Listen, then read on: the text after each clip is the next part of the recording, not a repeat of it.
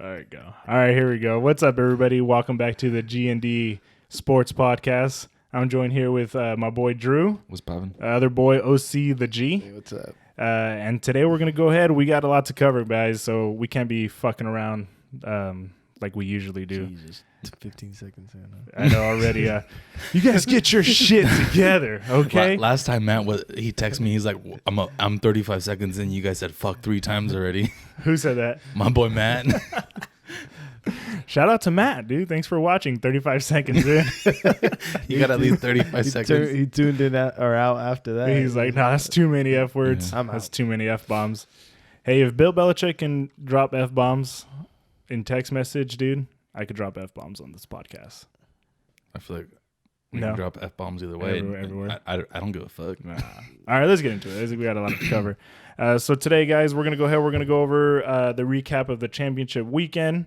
We're going to go over the losing franchises and what their plans, and I'm interested to hear what you guys think their next step is going to be.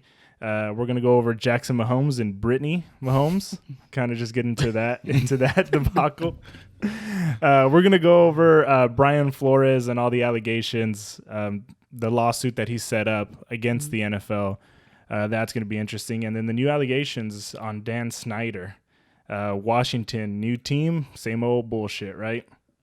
Have you guys heard anything about that? The Commanders? The Commanders? The Vaguely, new Commanders?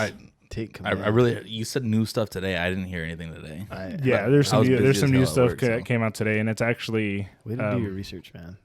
Dude, I left my notes at home, bro. I sent you the outline and everything earlier. Dude, I when you sent me the outline, like I listened to like one video on Dan Snyder, but it was old. It was from like months ago, talking about sexual harassment and some stuff like that. But, Oh, okay. But and then I left my notes at home. So, but I digress. So we'll get into that. So this past weekend, the Bengals over the Chiefs, 27-24. What'd you guys see there? What did you? I mean, the Chiefs were up 21-10 at halftime, and then the Bengals just came back. Same exact score line as last time. Remember? I think it was like week 17. Same exact score line. no, I think they won by 3, but No, 34-31. but at halftime, going into half. halftime, same exact score line. They were down by 11. Same thing. And then the Chiefs kind of just let them come back into the game and let Joe Burrow do his thing. Mahomes looked like an entirely different quarterback in the second half. Drew, what did you see there, man? Well, we talked about it before. I think after the Niner Cowboy games, the good teams they fix their weaknesses in crunch time and in big games. And Joe Burrow got sacked only one time against the Chiefs, and the week before he got sacked 9 times against the Titans. That's right. That O-line really stepped up. He had a lot of time to throw. He had a lot of decisions. They ran the ball pretty well. Mixon had just under 90 yards, I think. Joe Burrow kept slinging that thing, and then their defense stepped up, man. They sacked Mahomes 4 times, and all 4 times in the second half. Yeah. Mahomes only threw 13 interceptions throughout the entire season and threw 2 in that game. So they were a menace for him, man. I mean, they held him to 3 points in that second half. Yeah. They're swarming. They did really well. What do you think, OC? What do you think it was the main downfall for the Chiefs there in the second half? That swing right before halftime. Oh, So they go huge. down, they get the PI, they get the ball like at the 2 with like under 15 seconds. Yeah. And got no points out of it. Yeah. Not even a field goal. Not even a field goal because they had no timeouts and they decided to run the little quick play to Tyreek Hill, and he got tackled in bounds. Time's up. You could have at least gotten 3. That would have at least. I mean, that was the difference, right? They needed 3 to tie it to go to OT. You could have won the game with that. So And then they start off the second half with an interception, right? Yeah. Bates came down to So they go safety. touchdown, goal line hold, then interception. Like that's the 3 drives that kind of. That was like the momentum shift. Yeah. The swinger in the game. Yeah. I felt like that was huge going into the half because, I mean, you seen it last week when the Niners blocked that field goal right before halftime. Oh, against Green Bay, yeah. Another that's right. momentum that, it just gives the other team like momentum in the second half. Yeah. And I felt like that was the real swing for the Bengals, and it kept them like in it, They weren't 11 points down. It's pretty much nothing for them in the NFL. And then 3 points to hold Patty Mahomes to 3 points in the second half. That says a lot. So credit to that no-name defense. And the 3 points came with only 3 seconds left. That entire second half held without any points. Yeah, that's big exactly. time. That is a defense that just steps up. A defense like you said, a lot of no names. Awuzie, Eli Apple. These guys they had to leave their former teams because they weren't performing, and now look at them. No, yeah, exactly. I mean, you can tell. The biggest thing in the second half was the defense adjustments and that the new coverages that the Bengals were throwing in there where they were dropping 8. So they dropped 8 in the second half 13 times. So 8 men into coverage, only rushing 3. 13 times. 13 times, and during those 13 plays or during those 13 attempts for Patrick Mahomes, he was 7 of 13, and that's what led to the INT. And then the sack fumble at the very end. Hey, 7 of 13 is still pretty damn good against 8-man drop. We're talking about that second half adjustment. So Tyreek Hill had 78 yards in the first half, right? Mm-hmm. I don't think he had any in the second half. Yeah, they pretty much just shut him down. They shut him out. Mm-hmm. They just double covered, kept him in front of him. Probably the drop 8 kind of like took care of dropping 8. I mean, yeah. Let anyone else beat us other than Tyreek. Yeah. What the Bills should have done last week, right? Just anybody else except Tyreek Hill, That's right, yeah. Which, I mean, that was a pretty interesting game, seeing that, and then the Chiefs. What do you think the Chiefs are going to go on in the next step? Like, what do you think they're going to make some offseason move to try to improve? Maybe just try to improve the secondary? Because, I mean, they gave up a lot of yards there in the second half. It's going to be interesting because, I mean, their best guy in the secondary is a free agent. Matthew's a free agent, and then Sorensen, their other safety, is also a free agent. I don't think they're gonna hang on to Sorensen. Well, I don't think that they're gonna be able to keep Matthew either. Mm-hmm. I think they're gonna have to like revamp that secondary, and I don't think it's by choice. I think it's by force because I think they're gonna lose their safeties. I don't know. And offensively, they're sound. They're good. They could use a star running back, but I mean, they do just fine with Edwards-Helaire. Yeah. Mm-hmm. So I don't know. Probably just tune up that defense a little bit. I mean, you can't knock them. It's not like, hey, you know what? And it's kind of disappointing now, but you still went to the AFC Championship. You went into overtime. Yeah. And they're not a bad team. 4th straight AFC title game at home. So, I mean, yeah. It's not too bad, I guess. It's ridiculous. Still hasn't played a road playoff game, Patrick Mahomes. Oh, that's right. Huh? That's a nice, interesting stat that I didn't know. That's fucking insane, right? Wow. Yeah, that's right. He's got home field advantage every single game, year, excluding the Super Bowls. Yeah. Yeah, because even the one they lost to New England was in Kansas City. That's right. They lost at home. I just think that their weakness, they're going to be hurting that safety, but those corners, like, they don't really have, they don't have a guy that you can say, like, hey, lock him down. And that was their weakness in the second half when you see Jamar Chase and T. Higgins, especially the underneath stuff. Like, I think there was one with T. Higgins where he just ran, like, I think it was like a deep dig and it just came across the field. Joe Burrow just bought enough time to get him the ball, and that sprung him forward too. And I think that led to a touchdown. I really thought that D-line was going to be able to push around the Bengals O-line, but considering what they did, up big time, considering what they did with the Bills' old line, the same thing. I thought Joe Burrow was going to be on his back like every other play, but he only got sacked once. Yeah, dude. It happened also in like either the later third or early fourth quarter. Yeah, dude. And so, but that's impressive, man. And then even Joe Burrow, his pocket awareness. I mean, you saw him a couple of times hit that high step and turn into a first down. He started to look good after a while. And Mahomes was the opposite, dude. He got sacked 3 times in the fourth quarter, and then he got sacked twice on that final drive. One with a fumble, and they got lucky. He had his offensive lineman jump on it. Yeah. What was really cool is that we got to see. So the week before with the Chiefs and the Bills, we got to see similar style quarterbacks, right? Big quarterbacks that can get out of the pocket, make incredible throws, pretty much every throw on the field.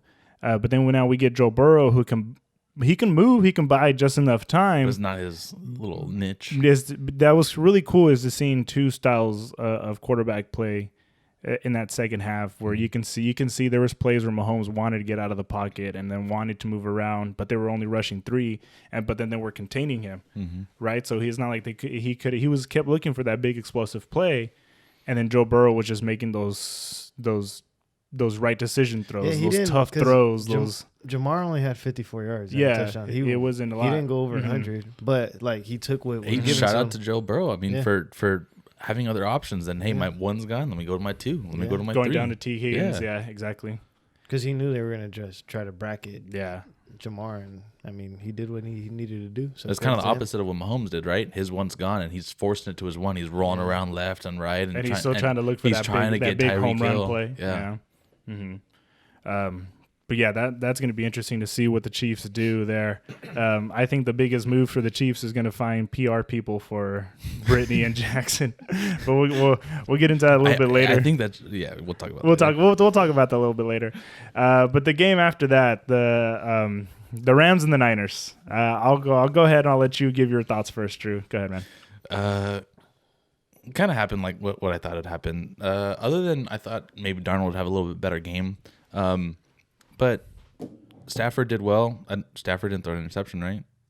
He did. He did? Yeah, he did. He did? Okay, well, then there's his win with the interception. Yeah. But the Rams played good ball, and their defense stepped up when they needed to. Just the Niners, you guys are good other than your quarterback. In his last 7 throwing attempts, 1 completion, 1 interception. Like that's not good. That's that crunch time when you need someone to step up and take control of the team, and that's when you need your quarterback to take over, and he didn't do it. And really, that's the only thing that held you guys back. You guys played well defensively.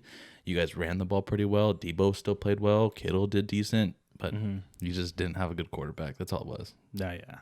I'll get into that later. What about you, OC? What'd you see? What are your thoughts on the game? I don't know. It just felt like San Francisco couldn't pull away, but if it kind of felt like Jimmy couldn't, he's not gonna blow out a team for you, They had a 10-point lead, but it never felt like they're in control. No, because you felt like at any moment the Rams would get back into it, and when they were up 17-7, because I had a couple of buddies that bet me, and they're literally celebrating. I said, bro, there's still another quarter, that, right? Oh, I don't care. This one's a wrap. I said, dude, a wrap with Jimmy. I'm like, you need to see double zeros. And see that, and that's the thing is if you actually know the game and you see the way things are starting to play out, you know that the Niners were not in control. Yeah, I just texted him back laughing emojis. I'm just like, okay, bud. Well, talk to me after the game, and then literally after the game, he was like, I can't believe that, bro. And I'm just like, dude, what did you expect? There was still another 15 minutes to play. And that defense, turned it up when they had to. That was the difference. They turned up the D-line pressure, which obviously, like you said, affected his last 7 passing attempts. And he couldn't string together more than 2 good passes together. And they really got him out of their element with that running game, Well, I'll let you go ahead and finish up. It just felt like they, I don't know, it just both teams, the Chiefs got away from the running game and the Niners got away from their running game in the second half. And I think that was a huge difference because then you're not chewing up clock and you're not being consistent with your play calling now because now the defenses both know you're going to throw the ball. One dimensional. Yeah, because now you're getting into, instead of having maybe 2nd and 6 or 2nd and manageable, now say you throw a pass on first down, it's incomplete, now it's 2nd and 10. Another incomplete, now it's 3rd and 10. They know you're going to throw it. So they're going to drop coverage, and the Rams got decent DBs. They got Jalen Ramsey, and then D-line's got Von Miller and Aaron Donald. Aaron Donald, yeah. So it's good luck. And Floyd. Leonard Floyd. So good luck trying to hold the ball longer than 4 seconds factor. Oh, yeah. So more than 2 seconds. So, I mean, yeah, and then Tom Brady saw that too, almost that same similar defense. So my thing was watching the game, just right off the bat, is just you can tell both coaches came out with a game plan, and both game plans were working. Right, you can tell both teams were super prepared, especially the way both teams tried to establish the run, but the other team was like, "Nah, it's not happening." But then you kind of see the Rams, they stayed a little bit more patient with it, where they were like, okay, we were getting up 2 yards, 3 yards, but then those started turning into 4 yards, then 5 yards, and then Cooper Kupp, right? Yeah. So the Rams stayed a little bit more patient with the running game. The Niners, they tried to establish it, and I told you guys, I knew, right? I said if you take the Niners run game away, we're screwed. No chance. Right? And then even on the first touchdown that the Niners scored, it was a screen to Debo, and then Debo did his thing, went up the field. First of all, Debo was a fucking superstar, right? He played awesome. Cooper Kupp played awesome. Kittle played okay, and then Odell decided to show up. You know, It's your boy. Yeah, exactly. he didn't took get what, in his head this he time. took It wasn't in his what you head, said to him yeah. to heart, bro. Yeah, he's like, I dude. remember when we were in San Francisco, that fucking fan, man. He faced adversity straight in the eye and used it Not as today. fuel. He said, "No." And then, well, I think the biggest difference was, like you said, the quarterback play, and we got to see. The thing is Matthew Stafford had performances like that throughout his entire career. Just because he played on the Lions, we never got to see it. So he's used to playing from behind. He's used to having to fucking sling it. Mm-hmm. He's used to having to make those big time throws. And we're finally seeing like Matthew Stafford is an actual dude. Like he's legit. I mean, he was a good quarterback in Detroit. He just had shitty ass people with him. Like both receivers who are the top two in all time in the single season in receiving yards are both his receivers. Mm-hmm. Megatron and Cooper Kupp. Yeah, that's not not by coincidence, right? So the dude knows what he's doing. He's a top notch quarterback. That's why I was like, a lot of people kind of just wrote him off because of all those years in Detroit. The dude's a top notch player. And then the Niners, they pretty much showed that they can beat any team any given day, but they also showed why they can't. A little bit of both. Mm-hmm. They show that they compete. They can because they beat both teams that are in the Super Bowl, right? So they can compete with the best any given day, but then you could also see why they can't. Just depends on which Jimmy G shows up. Well, not necessarily which Jimmy G shows up, but it's just Jimmy G did Jimmy G things. Like we've been used to this. Like the only time where it's come down to like him was a few weeks ago in LA. That throughout his entire time in San Francisco, that's what it came down to. Because when they were in that playoff run, when they beat the Packers in the NFC Championship game, Jimmy G threw it 6 times in that game. Mostert had 4 TDs. Yeah, exactly. Yeah. So he's the only other time he's had to put the team on his back and actually perform was in the Super Bowl, and he couldn't do it. And then he had to do it again, and he couldn't do it. I even told you guys. I think it was on the podcast. I think it was the week that they were playing the Packers. I said there's going to be a time where he's going to have to put the team on his back, and he's not going to be able to do it. And that's exactly what we saw. He had 2 drives. Once when it was tied, and then when they were down by 3. Well, that drive down by 3 lasted 3 plays. Yeah, 3 plays.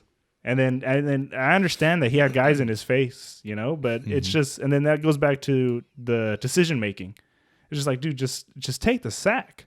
Yeah, it's gonna be fourth and it was 4th and 20 if he would have taken the sack, but you give yourself another shot. Instead, he just throw the game away. And then just throw the game away. The thing is that I was kind of impressed by. I mean, he's not looking at the running back, and it was still on target. It's just a little high.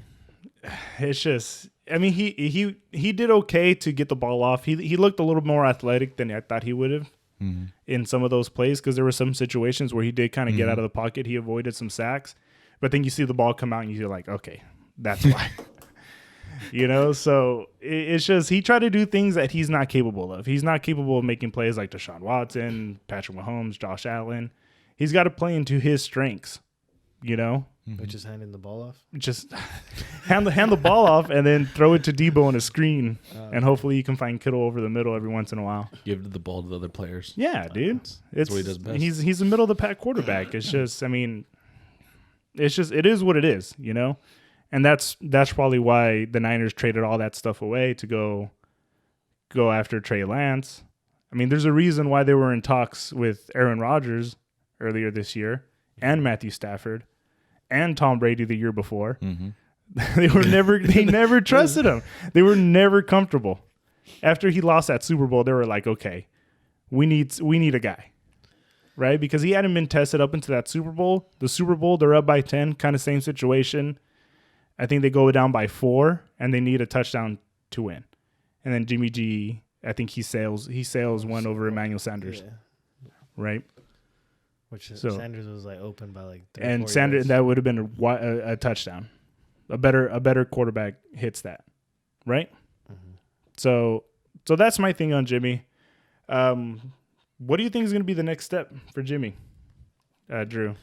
What I saw something like Bucks, Steelers, and Broncos. I think were like after him, and I was like, what? The Bucks? Well, yeah, with Tom Brady retiring now. I don't get it. Why? I don't see why any team looks at Jimmy G and think we got to go after Jimmy G. That's just my opinion. I mean, sure, there's worse quarterbacks out there, but I don't think I spend money on Jimmy G. I probably if I'm looking like, hey, Jimmy G could be the guy. No, go draft someone. Go find someone else. Mm-hmm. I think that eventually he'll probably get a starting job this upcoming season. I think kind of Denver, or somewhere kind of bad. I don't see him going to a playoff team. I'm thinking Carolina, and I feel like what he's gonna end up being is kind of like a Teddy Bridgewater, when he's kind of just gonna be Ryan Fitzpatrick, where he's gonna just be your placeholder until you get your next guy. What about the Saints? That's true too. I mean, he's no cap space though. Sean Payton's gone, and then Sean Payton's out of there. And then he's but they started a tight end, a quarterback. Sean Payton saw the writing on the wall. He's like, I'm out, dude. Yeah, but no Sean Payton. How good is Jameis Winston actually going to be? I don't know. Are we going to get the Buccaneers, Jameis Winston? The 31 touchdowns and 31 interceptions? 30-30 club? He's like, you ever roll the dice? I don't know, man. I don't see like a real playoff contender going after Jimmy G. That Steelers one sounds interesting. I think the Steeler one sounds a little bit interesting. Just because they have a strong running game with Najee Harris, and they got a pretty good defense. So, yeah, exactly. And then if the defense can hold on enough, you can win in cold weather because no one throws the ball in the cold. Just hand the ball off. Hand the ball off. And then you got a guy like Mac Tomlin who's gonna play into his strengths. That's the thing, is that in order for Jimmy to work, you have to have somebody who knows what they're doing. And that's the thing. If he goes to Carolina, someone with Matt Rule there. I mean, Matt Rule he's unproven. Yeah, I mean, the Panthers went on a little run earlier this year, but then they completely fell apart. The little run was 3-0. I think they were like 5-2 for a second, weren't they? Well, yeah, I remember Drew talking about how the Cowboys had beaten an undefeated 3-0 team. We were 2-1 going up against an undefeated team, man. So I don't think he's going to go there. I'm crossing out Tampa. He's not going to Tampa. No way. And I think that's where I thought maybe that's going to be his landing spot. No. Between Tampa and Pittsburgh. I'm thinking like a Texans. I'm thinking. I'm thinking. Damn. Yeah. Yeah. I would say the Jets if they didn't just draft a quarterback this last year, but what if he just goes and backs up somewhere where they're good, but he knows like the quarterback's unstable just because. I don't think he'll settle for a backup. He won't settle for a backup anymore. I don't think so. I don't think so. I think he's the best backup quarterback in the NFL. But he's manageable. But I not Mike Glennon. There's jobs there available for him to go and win. Like I think he can go to New York and take that job away from Danny Dimes. He can probably what's the other team I was fucking thinking about? The Giants got to stick with Fromm. Jake Fromm. Yeah. The third string quarterback. I mean, the guy that runs quarterback sneaks from the 2-yard line. If I'm getting that call in my headset and the helmet, I'm like, Coach, what? We're checking that. What? There's Trade. There's places he can go. There's places he can go and he can be a starter. Yeah, the Canadian League. With Baker Mayfield. That's what the Browns. Yeah, maybe that's the team I was thinking about. You can learn how to throw there in the Canadian League. Like, hey Jimmy, just sling the rock here. Maybe that's kind of what the Browns kind of want. I take Baker over Jimmy. Did you see the way Baker played this year? But at least Baker can actually throw the ball. I give you that. So there's like no plausible way that you can like seriously like sit there and be like, I want him back. Nope. He's leaving. Dude, everybody like his win percentage. If any Niner fan is like Jimmy needs to stay, I don't think you know football. I'm just saying because there is like arguments. I was looking at arguments from the Niners fan base on Twitter, and there's literally people like legit arguments defend him. Really? Because his winning percentage. Because his team's so stacked around him, dude. That's all Kyle Shanahan. Yeah, so it's like people will sit there and defend him, and it's just like, oh no. What Jimmy did best this year was give the ball to someone else. And dude, it's like it's a touchdown on a screen to Debo. It's a handoff. It's a 5-yard slant to Kittle. The thing is if we want to go 9-8 again, or 10-8, Or 10 and 7 or whatever, okay, fine, Jimmy can stay. But I watched every single one of their games this year, and you go throughout their losses, there was opportunities where had we had a guy like Mahomes or like Stafford, I should have won that Titans game. Who's exactly, if we would have had a quarterback who's able to put the team on his back, back to back, or 2 losses to the Cardinals too, right? Yeah, exactly. Jimmy. Well, you talked about it earlier, like one of the first podcasts, how Jimmy fell apart in that Titans game when they were up at halftime. Exactly. Fell apart. And then it's just the thing is that when the game's on the line and then there's a bunch of pressure on you, he likes to he makes those Jimmy G decisions, and he either tosses it up, he makes a bad read, or he makes a throw that he can't make. Like how many throws during the divisional round where he was like into the hitch where it's like all the way across the field and that DB's coming downhill and looking like he's going to take it to the house. And then he did it again against the Rams. So he just played out of his mind to get them into the playoffs then? That one, just the one drive. Just the one drive. Literally that drive against the Rams. He stuck it up the first half, right? Because even the drive in overtime, he stuck it up. Yeah. Like he just got him down the field just enough to kick the field goal. And that corner had slipped right on that go route. Exactly. Yeah, exactly. And then the defense just makes a play on a bad Matthew Stafford throw. To seal it. So that's that's just like, yeah, he wins games, but is he winning those games? No, I saw the funny meme. People would argue against you. Yeah. The funny meme. Jimmy G's the guy that does none of the work on the project, but the group gets the A. So does Jimmy. Jimmy's part of the A. He's a guy who's gonna show up on time, do his work. He's gonna hold off his position long enough, but he's never gonna take a team to the next level. And then if you understand that, then he's not your quarterback. Exactly. Why thing hang is, on to a guy that's not? The thing is that the Niners, ever since they went to that Super Bowl against Kansas City, they knew that they have the pieces there, and then a majority of those pieces are coming back next year. The thing is to win a Super Bowl or to win it all, you have to have a guy who's eventually going to put the team on his back. Mm-hmm. It doesn't have to happen every single play because look at the Seahawks when they want Russell Wilson to put the team on his back every single game, and he can't do it, But, I mean, if you have pieces around him that they can do their thing while, if he's underplaying, we can pick it up. Mm-hmm. But if everybody else is underperforming, the quarterback can carry you through, right? Mm-hmm.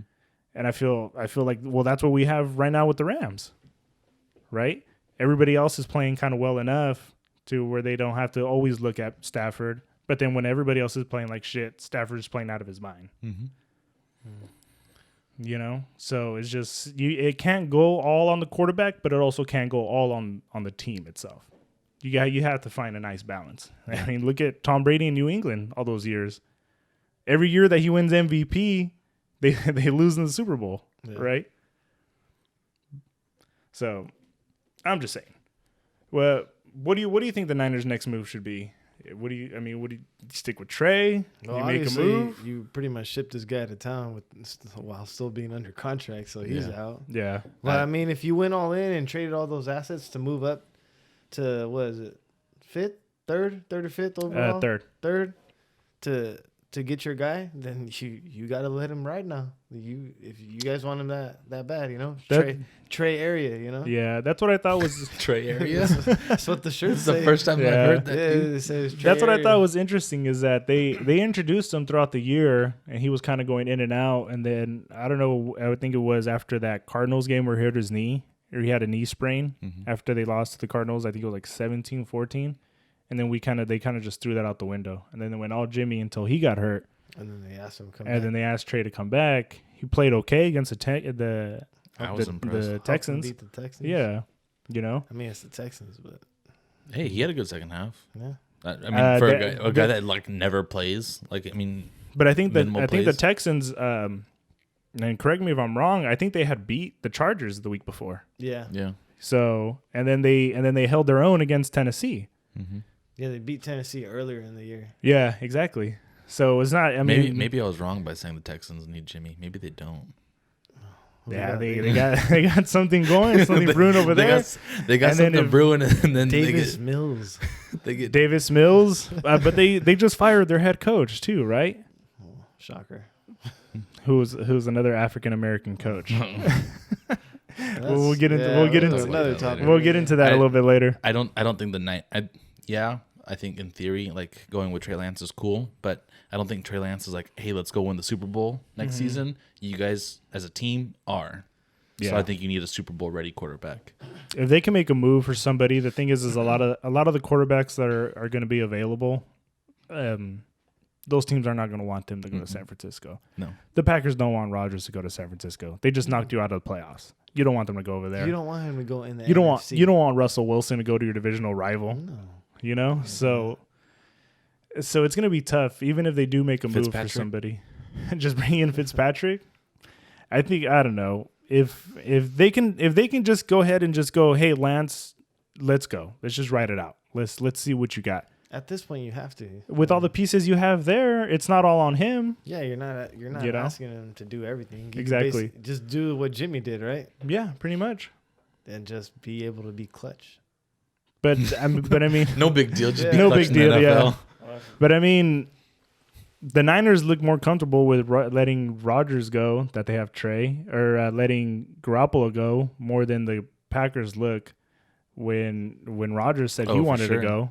You know, so it's not like the Niners are in panic mode, right? Right. So. I agree to that. I mean, but the teams are the Niners team, other than the quarterback, is a lot stronger than the Packers team. Yeah, obviously, for sure.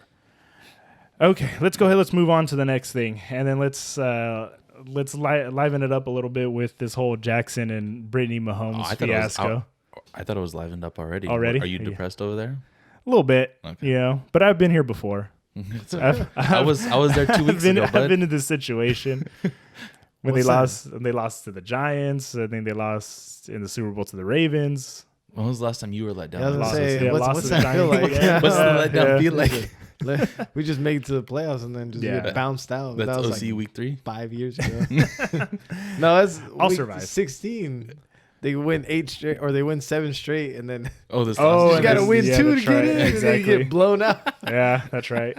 Oh, great! Yeah, it was against the Bills too, huh? No, the Titans. Oh, the Titans. The Titans blew them out of the water. Ryan Tannehill. Oh, that's right. The only time Tannehill was clutch. Yeah, OC was steaming, right. dude. You could see the smoke. That was the year they beat the Patriots in the playoffs. Who? No, I'm talking about this season. Oh, this season. Yeah, oh, okay. They had to beat the Titans to get in. Oh, to get in. Oh, that's right. That's right. Yeah. Oh. That's why I said the only time Tannehill's been clutch.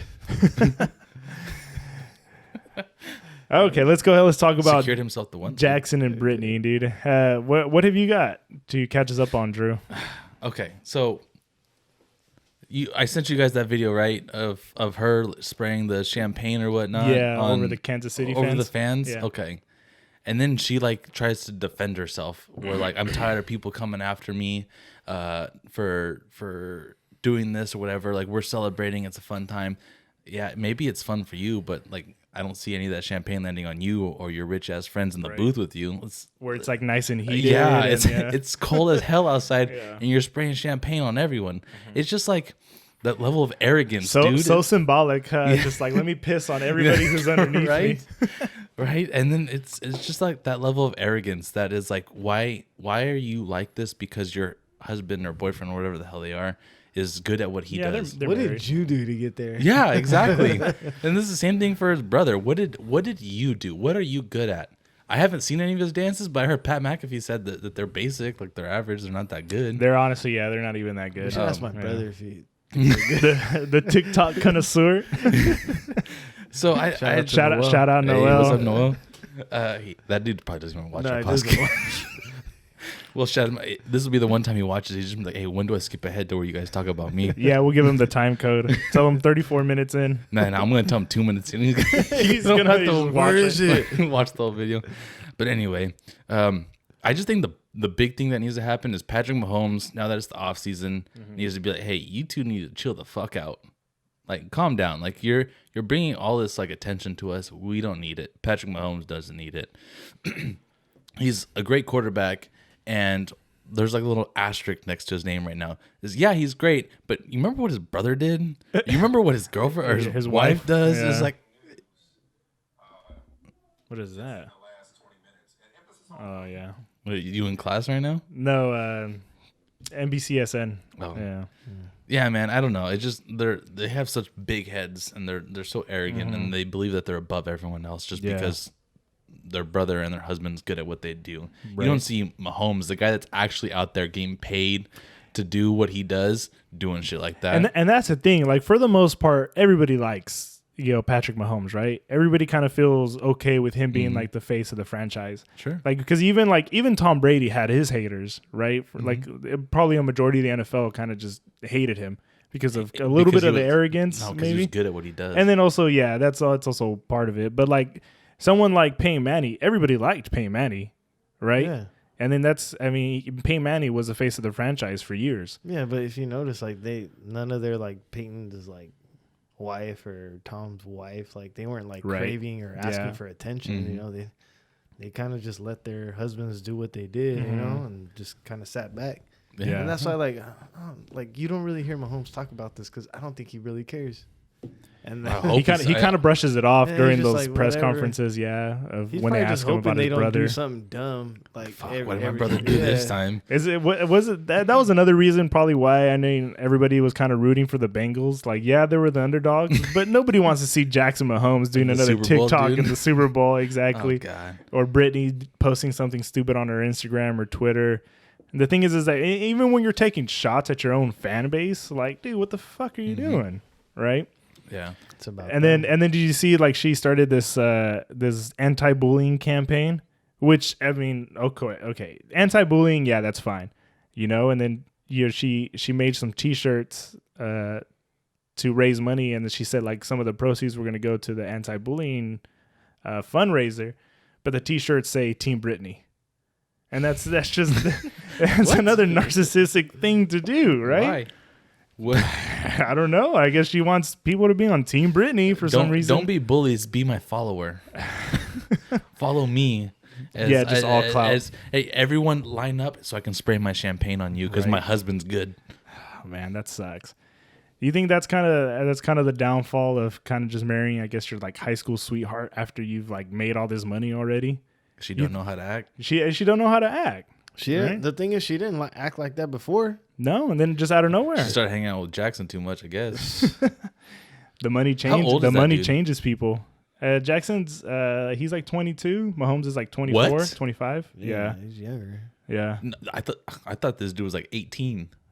No, he's in his 20s. Oh, God. If he's That going changes to my perspective. if he's on him going to a lot. Kansas City bar and he's got to be 21. Yeah, I guess. I don't know. This is like or the your shit. Patrick Mahomes' brother. Yeah, exactly. Maybe and that's why I then, got and then you kicked try out. to cancel them for not serving you fast enough. Do you know who my brother is? Damn, you're. Yeah, you're not your brother. Yeah. Yeah, is he here? You send him inside. If he's We here, can get him if a he's here, table. we can get him a table. You can go dance your ass Yeah, outside. you and your little TikTok buddies need to go fucking Take outside. you and your ring light outside. the little portable ring light. Shout out ring light. But yeah, dude, that whole stuff is a mess. Do you think? I mean, eventually, okay. So Mahomes signs this huge deal. What is it? 2 years ago, he signs this huge deal, $500 million, 12 years. Is there going to be a time where he's going to just like, hey, he's going to sit his wife down and his brother down and just like, dude, you guys need to chill the fuck out, like, or hire some PR people to take their fucking phones away, maybe, because that seems to be the biggest issue. Because you can act the fool all you want in your own little fucking skybox. You're so disconnected from everybody else. But yeah, and you start fucking dancing on Sean Taylor's memorial for fucking TikTok clout. I think it didn't happen this season because Patrick's focused on what he's got to do. Like, the task at hand is go win the Super Bowl. Because they started off rough. Yeah, Yeah. and then he's got to win big games, and then it's like, hey, we can get the 1 seed now. And so I don't think at that moment, he give a shit what his wife was doing and what his brother's doing. Now that the season's over, I think it's time to like, hey, I think there's someone in the Chiefs organization, hey Patrick, can you control those two? Can you just like Yeah. get them to calm the fuck down, like Right. just relax a little bit? Just I think it'll happen this unwanted offseason. distractions. Yeah, I think now that season's over for him, he's got time to like really focus on that. Because I mean they made it to the NFC Championship game, but then they're the main talking point Right. throughout the entire internet landscape. Like they have been the ones garnering the most attention, right? And it's just, dude, it's annoying. What are your thoughts on that, OC? Anything? On what? What do you think? I'm like Patrick. I'm checked out. Dude. You I don't checked know out. just, We're in the back making TikToks and OC's trying to read the playbook. hey, just don't let him go to the games. It'll solve all the issues. That'll be another thing. You don't see his parents getting involved, and his parents are much more famous than those two. His dad was a pro baseball player. Yeah, exactly. Yeah. And they just sit back and watch their son, let him have the limelight. These two want a piece of it so bad, But they can't handle maybe it. that's the problem. They always just stood back and let him do whatever he wants. That's what I'm saying. We go back to that first podcast about how this boy was raised. Yeah, go back to watch it because Drew goes in on Jackson. You didn't even watch it, That huh? dude- D-bag. No, I didn't. That dude never got spanked as a kid, I'll tell you that. No, yeah. We went on for like 20 minutes about that last time. Okay, let's move on to the next story. And your boy B-Flow, Brian Flores, dude. Sues the NFL earlier this week. When did that come out? That came out on the 1st, Tuesday. So a couple days ago, he comes out, sues the NFL, and pretty much all 32 teams, but he points out specifically the Giants and the Broncos. What story have you heard so far, OC, on the Broncos stuff? So the Broncos won. Well, first off, let's start off with Miami. So he's accusing Miami that's what I was going to get into too. Tank That's, for Tua was I real. think that's the biggest thing. Yeah, so that's the one that I've seen the most of, and because the fan base and everyone that's been talking about it. So he's accusing the owner of basically paying him to lose that season that they're it trying. was to like get. $100K per game. Yeah, because I think last week or I think Monday the story came out where they offered like 3 first-round picks to move up to number 1 to go get Burrow, and the Bengals were like, well, we weren't going to take anything, and then you see it the next day that the story comes out. The B-Flow is like, oh yeah, well, Steve Ross, the Dolphins owner, was actually trying to pay me $100,000 per game to lose. I think those are like the more serious allegations. Yeah, so it's like, yo, if you're like accusing an NFL owner of basically trying to bribe you to lose, like they would have to strip him of his franchise, right? Yeah, like, you would kind of like force their hand if he can prove it. Yeah, but then he came out last night and said that's totally false. Like, I'm gonna stick up for the integrity of the organization and myself. He's all everything he said is a lie. So it's a lot of he said stuff. So well, I saw an interview that Brian Flores did earlier today where he talks about I like the term he used, a bridge coach. So a coach that an organization brings in to essentially tank. To go ahead and just go after and reach the next guy, right? The fall guy. The fall guy, exactly. And that's what he's accusing the Dolphins of doing, is that they brought him in knowing that he was going to be the fall guy, so paying him all this money to go ahead and go tank the whole tank for Tua. Yeah, and then I heard some other stuff too coming out that B-Flow, when they were doing the whole draft process before they drafted Tua, he wanted Justin Herbert, and that he said he came out. He said he wanted Justin Herbert. The organization wanted Tua. Yeah, even after they broke the hip. So it's just, or even after Tua broke his hip.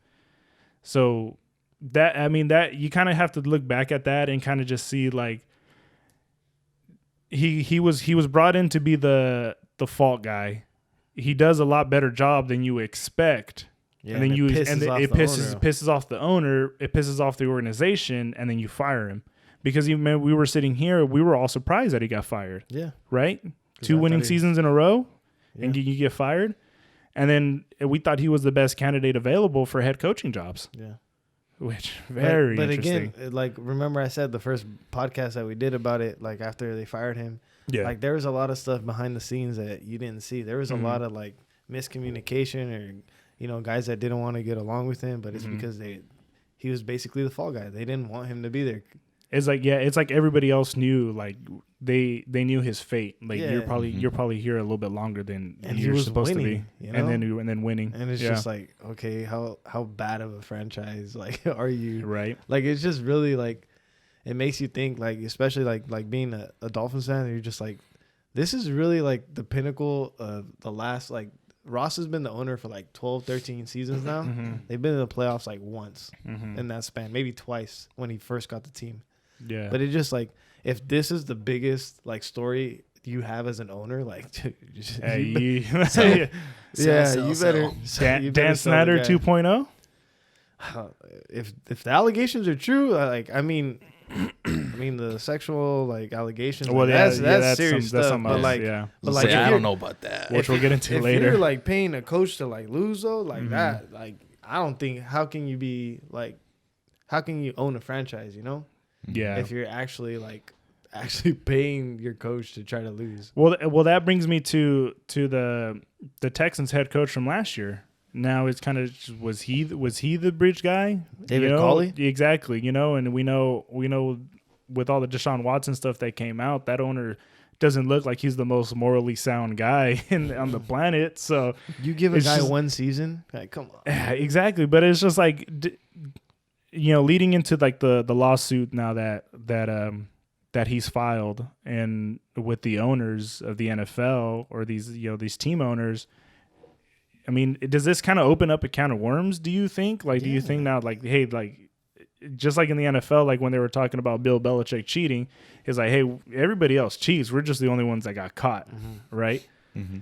So do you think maybe that opens up a little bit of the can of the worms, just you see other owners, they're like kind of just holding their breath now, like, Well, I'm glad he did what he did, because like, it's just like, there's a lot of malpractice in the hiring process. You talked about, what did I hear between the Broncos and Giants? So obviously they talked about his experience like interviewing for the Bronco job, and I guess they flew out to Rhode Island to meet with him, and he said that the next day when they were supposed to meet, the ownership group or the executives showed up an hour late to the meeting. Yeah. And Brian Flores said like they smelled like alcohol, like they were drinking the night before. That like, they look hungover. Yeah, like it was like just kind of like here's our Art Rooney like checklist. The Rooney rule. Yeah. You're essentially saying they interviewed him because they were trying to check a box. Yeah. Yeah. And the same thing with the with the Giants stuff. Yeah, with the Giants, like, if those text messages are true, let me read them. Okay, so essentially Bill texts him. He goes, "Hey, sounds like you landed the job. Congrats." And Flores goes, "Did you hear something I didn't hear?" Bill goes, "Giants," implying that it was the Giants. Brian says, "I interview on Thursday. I think I have a shot at it." Bill goes, "Got it. I hear from Buffalo and New York that you're their guy. Hope it works out for you." Flores goes, "That's definitely what I want. I hope you're right, coach. Thank you, coach. Are you talking to Brian Flores or Brian DeBall? Just making sure." Bill goes, "Sorry, I fucked up. I double checked and misread the text messages. I think they're naming DeBall, the head coach. I'm sorry about that, BB." And he goes, "Thanks, Bill." So maybe they had text him. Maybe had text him like, "Hey, Brian DeBall is getting the head coaching job," and he probably read it as, he's probably talking about Brian Flores, and then he kind of texts Flores instead. Just clicked the wrong Brian, I think, in his contacts. Yeah, but there's so. And that's what I was gonna say. You really think the most intelligent coach in the past like 20 years is gonna make a mistake? It's gonna make a mistake the like most that. detail-oriented coach there. Because look what he says. He goes, "I fucked up. I double checked and I misread the text." So he probably went back into his messages and double checked. He's like, "Oh shit, they said DeBall, not Flores." So but the fact that they had already like picked their guy and still were gonna bring in Flores, like that, just another malpractice. Like, let me bring in a black head coach so we can check off our that we interviewed a minority. Exactly. And that's the thing that I wanted to talk about. Like, you have 32 teams, and right now currently Mike Tomlin's your only African American coach. Mm-hmm. When your league is 70% black. Mm-hmm. Like, that's the thing that's alarming. Like, you look at the NBA. The NBA is 75% black, right? They have at least, like, I think it's 14 teams have a black head coach. Mm-hmm. Like, what does that say about ownership? Like, not to even mention the fact that all 32 owners in the NFL are all white, and about 99% of their coaches are all white, you know? Mm-hmm. And it's just like very like demeaning, like they talk about it, it's like a good boys league. Like, I think it's like you got to be in, you know? It's like a country club thing. I think it's 20% of all coaches in the NFL are African American. Like total, right? Total. That, Yeah. that's position coaches, coordinators, strength and conditioning, all that 20%. So 1 in 5. Yeah. Yeah. And it's just like 70% of your league is African American. Okay, so I can see where you're coming from with the whole country club mentality. You know, maybe maybe the coaches are the ones kind of, because they're the ones in charge of hiring like the strength and conditioning coaches, your assistant coaches, and putting the pieces together, right? So if you're a head coach, of course you're going to hire your buddy, right? Yeah. Like we've talked about, like if you were to go get a job somewhere, you're going to hire who you trust, right? But I think it's when it comes to hiring actually NFL African American head coaches, I think that kind of goes to the arrogance of the owners. Yes. And a majority of these owners are older white people, that they inherited the club.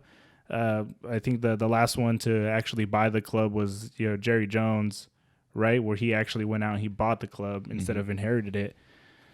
So or he bought a percentage or something. Or bought a percentage or something like that. So I think that goes into like the whole stuff with the African American head coaches themselves. But like you said, and then they hire white guys, but then they are the ones that go out and hire their friends. Yeah. Right? Yeah. How do you not hire an ex linebacker who played with you who happens to be African American too, right? Like he has years of playing, years of knowledge and all that stuff.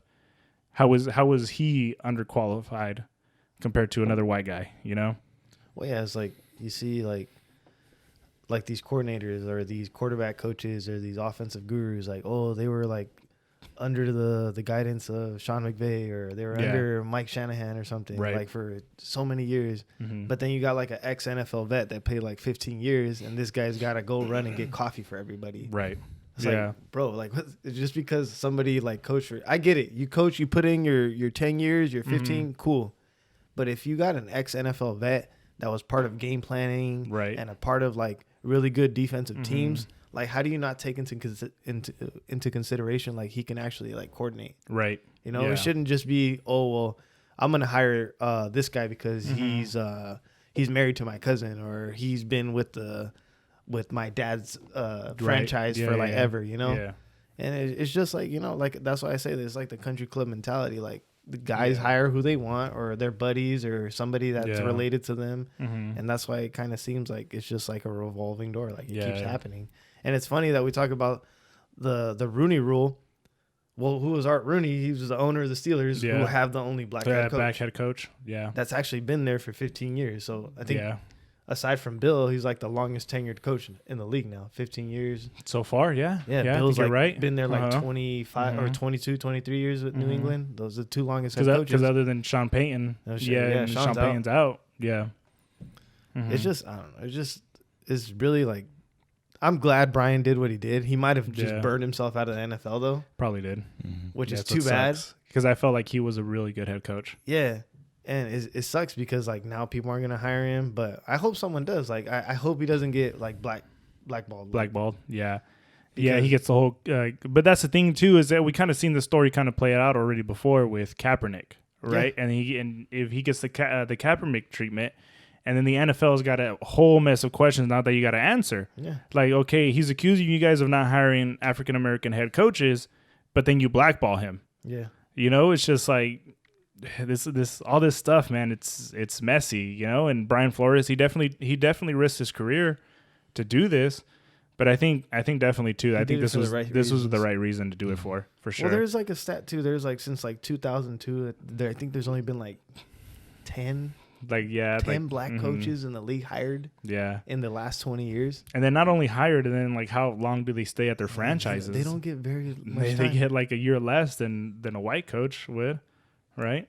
Yeah, they're not fall guys, Yeah, exactly. And I'm sure you can make arguments the other way, but it just like predominantly these guys don't get the fair amount of time that others get. You know?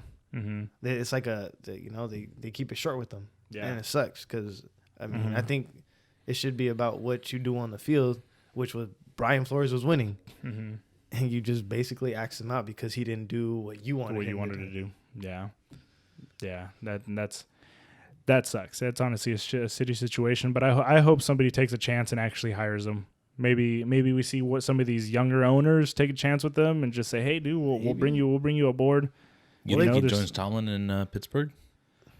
Tomlin will hire. That's the one place he could probably go. Tomlin will bring him on, and then if Tomlin were ever to say, "Hey, like I'm ready to step down," there's Brian Flores ready to take reins. It's gonna be interesting to see how. Like today, I was reading that the Saints requested to talk to Eric Bieniemy because Bieniemy's been the hot guy of the last 2 years. And that's what he. But it's like, are you doing it out of pity now? That's what I'm saying. Now it's just like. Yeah, I can see why you say that, but I mean, he's been a hot commodity the last few years. But no one was. Everybody was talking about Mike McDaniel or the guy Nathaniel Hackett from Green Bay, and it's like Bieniemy's been doing this with Mahomes for the last 4 or 5 years. He pretty much made his career. Look what he's been able to do with him.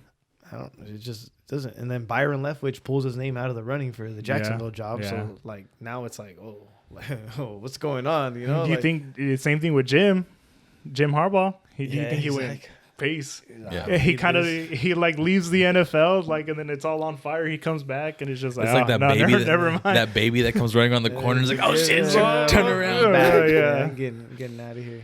Okay, let's go ahead. Let's move on to the last story. Last story I wanted to share with you guys because this dropped today. Now, want to go ahead and just report it. Yeah. So new allegations came out against Dan Snyder, not just Dan Snyder, but I guess some of the executives, the head commander over the Washington Commanders. There's some pretty serious allegations, man. This, I guess they came out on Real Sports podcasts from HBO. Some of the old employees that worked there were on and accused Dan Snyder and some of the players of some crazy stuff. So he goes on to say 2 women accused a player of walking over to their desk, pulling out his penis. The incident took place in the office, and no one in the office talked about it afterwards.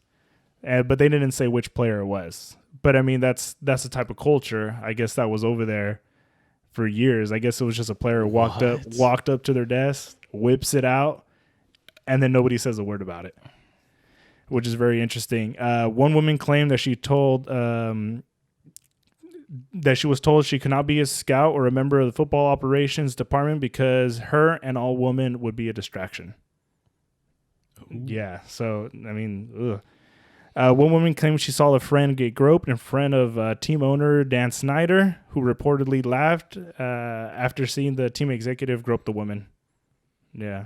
So, I mean, how does this guy still have a franchise? That's the thing that I don't get. So why is it always Washington, D.C. covering shit up? Right? It's just something in the water over there. Like the NFL has known this dude has been bad for the NFL for years, and they still let him have a team and stuff like this. This is where I was kind of going into. Like, this is going to open a can of worms, and then now the NFL is going to have to start holding their owners accountable. But like Roger Goodell out soon. You get rid of John Gruden for those emails, right? For the racist emails, right? You did what you had to do.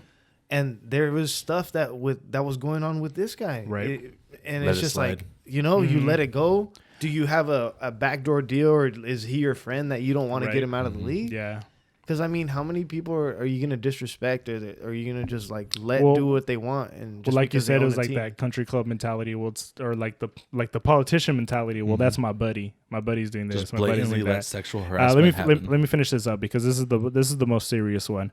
A former cheerleader, Tiffany A. Johnson, accused Snyder of statistically sitting next to her at a team dinner so he can touch Johnson's leg. Johnson said that she removed Snyder's hand after the team dinner. Johnson claimed Snyder tried to get Johnson into a limo. Snyder reportedly pushed Johnson toward the limo until Snyder's attorney said, "Hey, this is a very, very bad idea." That allowed Johnson to get away from Snyder. So that one's... Damn, that's not good. That's almost as bad as your boy Greenwood over there at United, but that's a different story. Yeah, that's another one I wanted to cover too, but I think we're gonna run out of time. That don't look good, man. That's borderline. I mean, It already is sexual assault, but that's borderline rape. Like that's where you could see Like that was you're trying going. to get her into your limo. Yeah, and, that's where that was going. Yeah. The fact that your attorney had to step in and tell you like don't do this. Shout out to that attorney. Like it's like, dude, like, but these guys they own teams, they have all the money, they have all the power, and they think they can get away with anything. They think they're invincible. But it starts with like you can blame Roger Goodell because here's a slap on the wrist. Mm-hmm. Oh, it's he might that's his buddy. Mm-hmm. Yeah. And so that's exactly why I wanted to include that one into today's episode, because it's goes back into the Brian Flores stuff. He's calling out an owner, saying, I'm like, hey, this is what's going on behind closed doors. He's calling out the NFL, like, hey, do something about this. And then we get the Zack Snyder or the Dan Snyder story. I think the first step is going to have to be Goodell out, because if all this is happening in the NFL and you're the guy in charge, and the thing is, how do you survive it? You can't, because there's people that are going to be legitimately pissed. Yeah, and there's people that already don't like the whole New England fan base does not like Roger Goodell. And there's a lot of people that don't like Roger Goodell. There's a lot. But I'm just like putting it out there, like that fan base does not like him at all. If you wanna make amends and work on creating a better NFL, it starts with getting rid of the guy who's in charge. Yeah, you got to start fresh. It's essentially they're a rebuild team now. Well, you got to clear all this stuff the first. NFL in general. The NFL in general is the a most rebuild powerful sports organization in the country. Rebuild. Jesus. Trade your quarterback. But like according to Pat McAfee, he goes on and says like everybody in the NFL talks. It's just like you go to like for example, the Pro Bowls next week. Guys go to the Pro Bowl like, oh, this is going on over here. This is going on over there. Yeah. Like, what are you guys hearing? What's going on with you guys? These motherfuckers talk. All these owners, they hang out with probably all the other executives. Yeah, are there any commanders there? Are there any commanders there? Masturbator and commander. So I mean, everybody talks, and so it's got to get back to Goodell. It's not like Goodell's completely oblivious to what's going on with the Brian Flores stuff. And this is the stuff that just comes out. Imagine all the stuff we don't hear about. That's why it's just like this whole stuff. This whole stuff that calling out the owners. It's going to open a can of worms, and I think it's going to start holding people accountable. Which is, I feel like it's about fucking time, because you see a lot of these really bad organizations. It all comes down from the front office. Right, there has to be transparency. You know? Like it can't you can't just keep tucking stuff behind doors. Exactly. Just because somebody's your buddy or who knows. Like if there's allegations of people being paid to lose, there's probably money getting forked over to the commissioner. Like, hey, don't release this. Where there's smoke, there's fire. Hey, for sure. Urban Meyer gets caught with a girl. His bosses fire him. Roger Goodell's hiding shit. You got to fire him, right? Yeah, because he knows. He probably knows. There's, like you said, a can of worms. There's so much that we don't know about. Which hopefully this week there'll be more stuff that comes out. And it's interesting. Like it happens like 2 weeks leading up to the Super Bowl. They got to give us something to talk about. Yeah. Yeah. They're like, hey, dude, that sports podcast needs something to talk about this week. They can't just be talking about football all day. Yeah, well, Noel says it's not a sports podcast because we don't talk about all sports. Okay. He doesn't even watch, so how the fuck would he know? Yeah, exactly. He said it's just a football podcast. I go, well, that's what's hot right now, bro. We talked about TikTok and Jackson Mahomes. Oh, there you go. Noel. And we got Mason Greenwood on the show today. I mean, he got an honorable mention. Hey, just like they did with Brian Flores, check the box. Check the box. We checked enough. Too soon, my bad. Mexico and U.S. won their games yesterday. Barely. Well, Mexico barely. The PK. I told the guys last night, shout out to the U.S. for playing all their games in the cold states right now. That was awesome. Dude, it's so smart. Can you imagine being from Honduras and playing? You're used to tropical weather. In 20 degrees. That's so smart. Shout out whoever decided, hey, let's play in Minnesota and Columbus, Ohio, where it's colder than shit. Because we're playing these South American teams or Latin American teams. Smart as hell. Yeah, good for you guys. Exactly. That was smart. It's not messed up. It's genius, but home field advantage, right? You're getting guys playing in tropical weather to come to like below 20 degrees. Hey, home field advantage, my guy. You're not taking those Hondureños to Miami or nothing. You're taking them to Minnesota, Minneapolis. No. And then you got to make sure that they don't have no fun in Minnesota or Columbus, Ohio. What is there to do in Columbus, Ohio? You go to an Ohio State game. They're not in season. They're not in season right now. They can go visit Urban Meyer at his bar.